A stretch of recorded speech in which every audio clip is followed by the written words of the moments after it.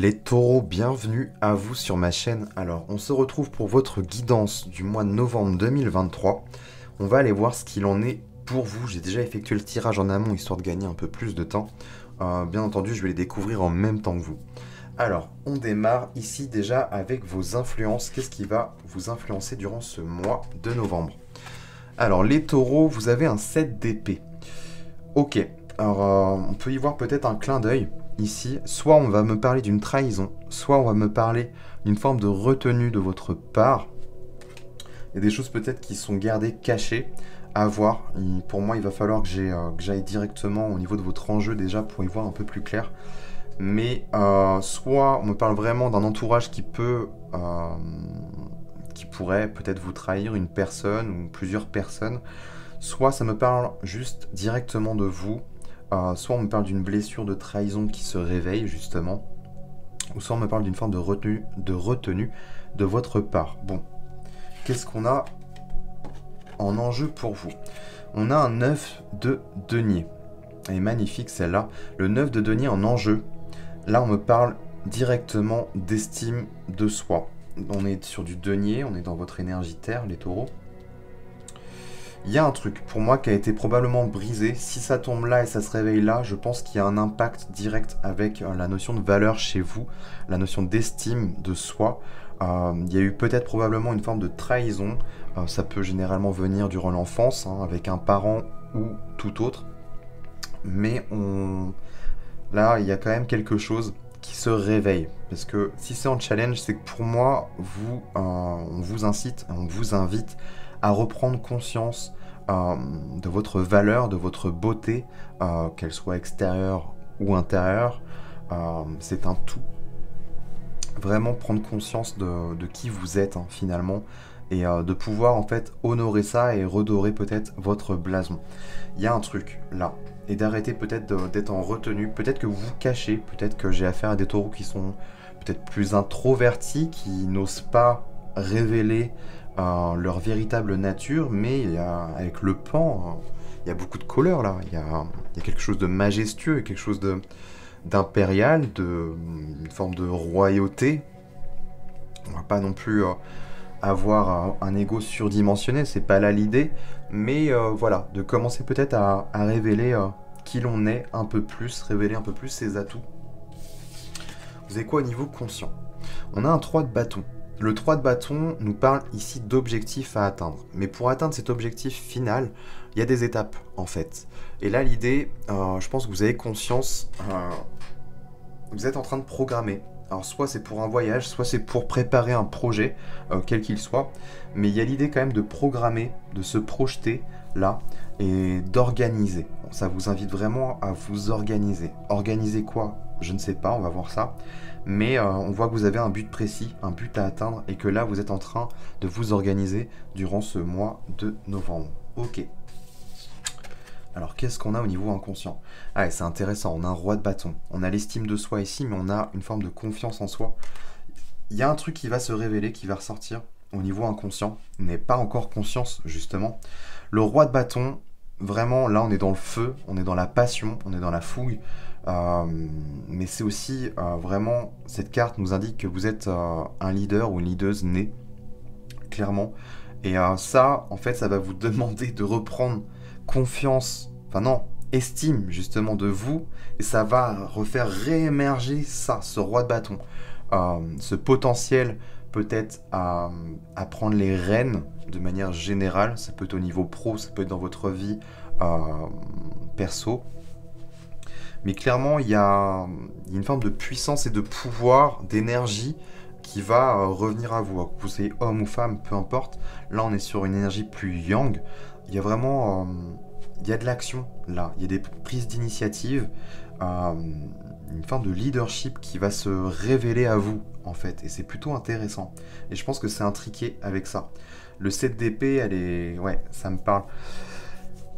Il y a un truc qui a été bloqué, stoppé, bridé, probablement. Ça a impacté à la fois votre estime et ça a inhibé, on va dire, ce côté roi de bâton, ce côté leader, cette confiance en vous, justement, puisque vous vous minimisez peut-être et vous révélez peut-être pas tout chez vous.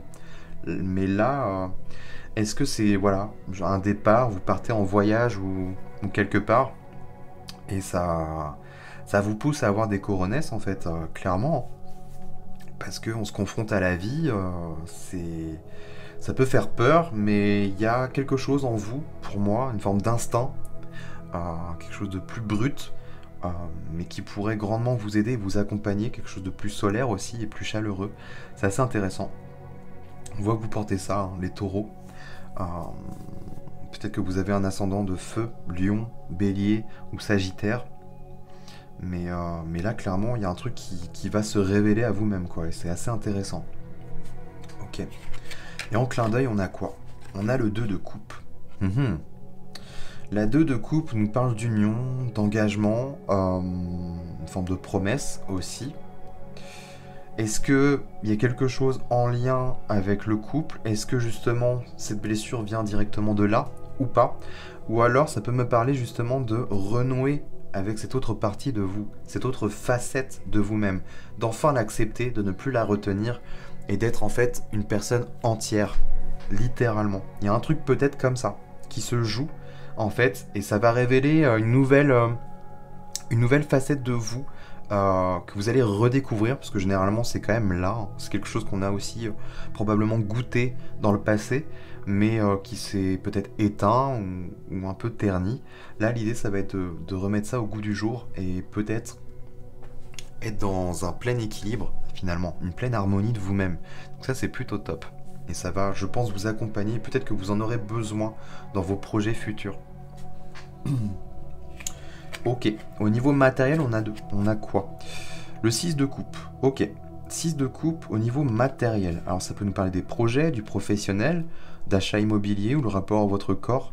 Le 6 de coupe nous parle généralement de nostalgie, de choses d'ordre du passé, une forme de douceur liée à l'enfance aussi généralement. Est-ce que c'est un rêve d'enfant que vous allez réaliser comme type de projet? Justement, ça ferait écho. Est-ce que c'est en... Il y a une notion de plaisir quand même, il y a encore deux couples qui ressortent. Est-ce que c'est avec euh, un partenaire? Hmm, c'est possible. Peut-être que vous allez peut-être partir en voyage avec, avec votre partenaire ou peut-être vous projeter sur d'autres projets de vie justement. Ça peut être l'achat d'une maison, vous voyez, euh, ou partir peut-être s'installer ailleurs. Mais il y a l'idée quand même de, de recherche, je trouve, et il y a quelque chose qui est d'ordre du plaisir pour moi. C'est vraiment quelque chose qui vous fait du bien. Il y a une envie peut-être d'aller au soleil, euh, à voir. Ça peut être plein de choses, on est vraiment sur une guidance générale, mais on voit que c'est quelque chose qui vous apporte quand même une notion de douceur et de plaisir. Donc ça, c'est plutôt cool. Au niveau émotionnel, on a quoi? On a la tempérance, et ça fait écho à ce 2 de coupe, justement, cette notion d'harmonie au niveau émotionnel. Donc ça, c'est vraiment top. La tempérance, c'est vraiment l'alchimie entre le feu et l'eau, l'équilibre. Il y a un alliage parfait là, et c'est assez intéressant. Et peut-être que ça revient. Il y a l'idée de l'expérimenter soi, et peut-être que vous allez le vivre dans votre vie de manière générale, à l'extérieur en fait de vous. Il y a peut-être quelque chose de cet ordre-là, avec la tempérance, mais on voit qu'au niveau émotionnel, vous êtes plutôt équilibré, plutôt en harmonie avec vos émotions. Donc ça, c'est plutôt cool. Ou alors même en harmonie avec votre autre, hein, si jamais vous êtes en couple. Clairement, il y a une notion d'harmonie et d'équilibre. Donc là, il n'y a rien à redire, hein. Et on termine avec votre vie spirituelle. On a les amoureux. Alors c'est assez ouf, hein.